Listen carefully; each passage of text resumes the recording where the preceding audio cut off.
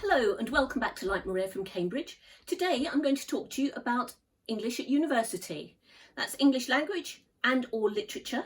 I'm aware that many of you are going off to study at the beginning of October and I just wanted to give you a few tips and a little bit of an idea about what to expect when you get to university and how to study. So I'm going to divide into three areas today. I'm going to talk about university teaching, then your personal reading and the sort of studying that you should do, and then essay writing and assessments. So let's get started. First of all, at university, you will find a big change into independent study. You will have to look after your own timetable. You will have to go to the library, find your own books, etc. But there are times when you will be guided by lecturers and the members of staff at the university.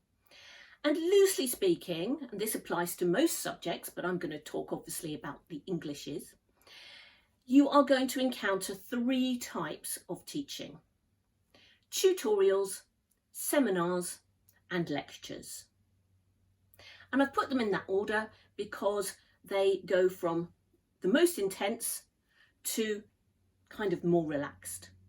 So number one, tutorials. This is where you will be in a small group, maybe 5 or 6, up to 10 people in a room, and you will have been given a preparation task, maybe an essay, maybe some research, maybe a topic to look at, and you will come with your ideas and you will be expected to speak.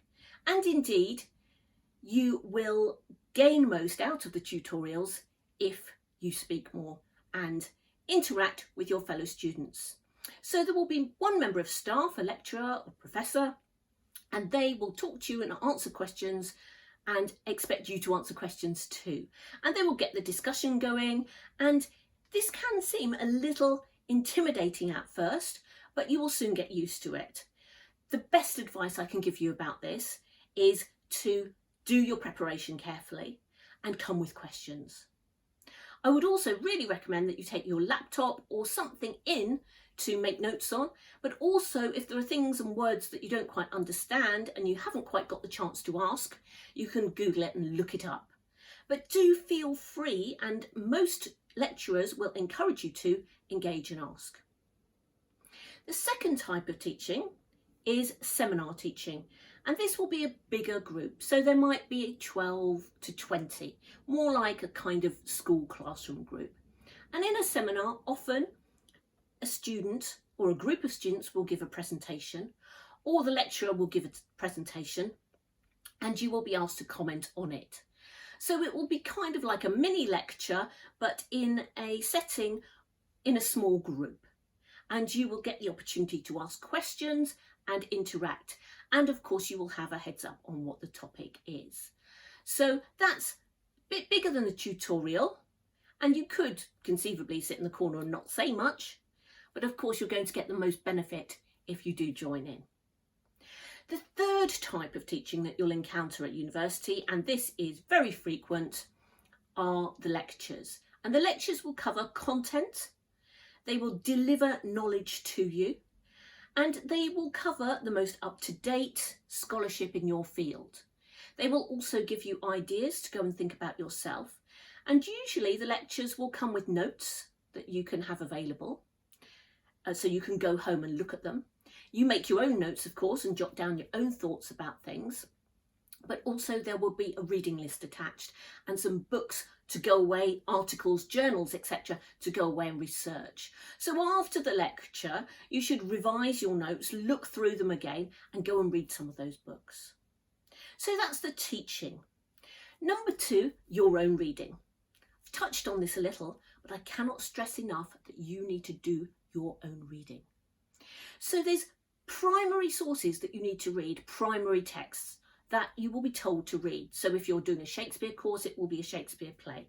If you're doing a linguistic course, it may be some transcripts of someone speaking, or it might be a non-fiction article.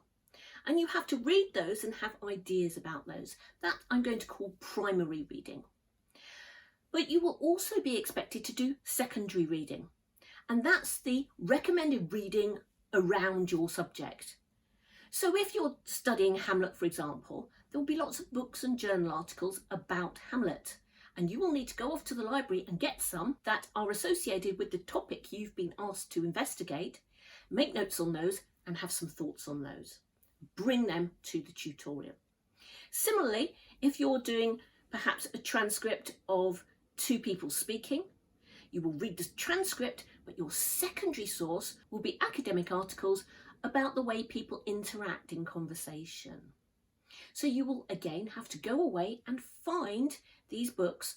Often they're recommended during the lectures or in the tutorial, and you will have to read and make notes and think about how the knowledge from that secondary source is helping you understand the primary source, the primary text that you're studying.